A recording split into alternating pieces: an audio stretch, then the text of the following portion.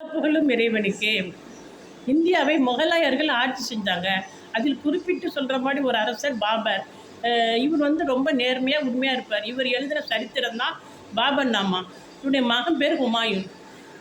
ஹுமாயூன் ஒரு நாள் அவருக்கு 20 வயசு தான் ஆகுது. அப்போ 20 வயசில் அவர் ஒரு நாள் நோய்வாய்ப்பட்டு படுத்த படுக்கையாக இருக்கார். அப்போ எல்லா மருத்துவர்களும் கூப்பிட்டு காமிக்கிறாங்க. எல்லோரும் மருந்து கொடுத்து பார்க்குறாங்க. ஆனால் குணமும் தெரியல. இந்த டாக்டர்லாம் கைவிரிச்சிடுறாங்க. இன்னும் குணமாக்க முடியாது, அவ்வளோதான், அவர் இறந்துடுவார் அப்படின்னு சொல்கிறாங்க. பாபருக்கு ஒரே கவலை, அடுத்து அரசாட்சி பண்ணுறது அவர் தான், அடுத்து மன்னராக பதவியேற்க போகிறது அவர் ஒருத்தர் தான் இருக்கார். இப்போ என்ன பண்ணுறதுன்னு ஒன்றுமே புரியல. 2 ரக்காத்து நஃபில் தொழுகிறாரு. தொழுதுட்டு அல்லாஹ்விட்ட மனமுருகி துவா கேட்குறாரு. யா அல்லாஹ், இவருக்கு பதிலாக என் உயிரை எடுத்துக்கொள். நான் இறந்தால் பரவாயில்ல, நான் வயசானவன், என் உயிரை எடுத்துக்கோ, இவரை பொழைக்க வை, அடுத்த மன்னராக பதவியேற்கணும் அவர் தான், அதனால் அவர் பொழைக்க வச்சிரு, ஏன் உயிரை எடுத்துக்கா அப்படின்னு அல்லாட்ட துவா கேட்குறாரு. என்ன ஆச்சரியம், ஹுமாயூன் எந்திச்சு நிற்கிறாரு. மருத்துவர்களால் கைவிடப்பட்ட ஹுமாயூன் எழுந்திரிச்சு நிற்கிறாரு. பாபருக்கு உடல்நலம் சரியில்லாமல் போகுது. அந்த பெட்லேயே பாபர் படுக்கிறாரு. 20 நாட்கள் உடல்நலம் குன்றி இருந்து அவர் இறந்து போகிறாரு. அவர் 20 நாட்கள் இருக்கும்போது மகன்கிட்ட சொல்கிறாரு, எப்படி எப்படி அரசாட்சி பண்ணணும் அப்படிலாம் சொல்லி கொடுக்குறாரு. சொல்லிவிட்டு அவர் இறந்துடுறாரு.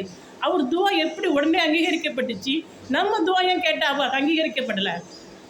அவர்கள் இந்த சஹாபாக்கள், ரசூல்லா காலத்தில் வாழ்ந்த சஹாபாக்கள் கிடையாது, இந்தியாவை ஆட்சி செய்த மன்னர். ரொம்ப நல்லடியாராக வாழ்ந்திருக்காங்க. அவங்க பேச்சில் உண்மை இருந்துச்சு. அவங்க உணவில் ஹராம் கலக்கலை, அவங்க பானத்தில் ஹராம் கலக்கலை, உடையில் ஹராம் கலக்கலை, எல்லாத்துலேயுமே அவங்க உண்மையாக இருந்தாங்க. நம்ம உணவில் ஹராம் கலந்துருக்கு, பானத்தில் ஹராம் கலந்துருக்கு, உடையில் ஹராம் கலந்துருக்கு. நம்ம பிரார்த்தனை எப்படி அங்கீகரிக்கப்படும்? நம்ம கார் வாங்கணும், வீடு வாங்கணும், வெளிநாட்டுக்கு போகணும், அப்படி துவா செய்கிறோம். இதாவது நடக்குதா? நடக்கலை.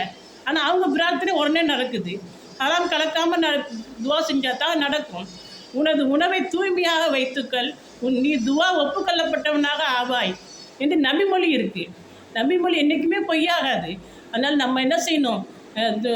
உணவை தூய்மையாக வச்சுக்கணும், ஹலாலாக சம்பாதிக்கணும். கவர்மெண்ட்டுக்கு தெரியாமல் சம்பாதிக்கிறது, ஏமாற்றி பேங்கில் பணத்தை போட்டு வட்டியோடு சேர்ந்து வாங்குறது, முதலாளிக்கு தெரியாமல் ஏமாத்துறது, இப்படிலாம் இருந்தால் நம்ம துவா கபூல் ஆகுமா? ஆகவே நாம் என்ன செய்யணும்? வாழ்க்கையில் எல்லா நிலைகளிலும் ஹலால் ஹராம் பேணி நடக்க அல்லாஹ் அருள் புரிவானாக. அஸ்ஸலாமு அலைக்கும்.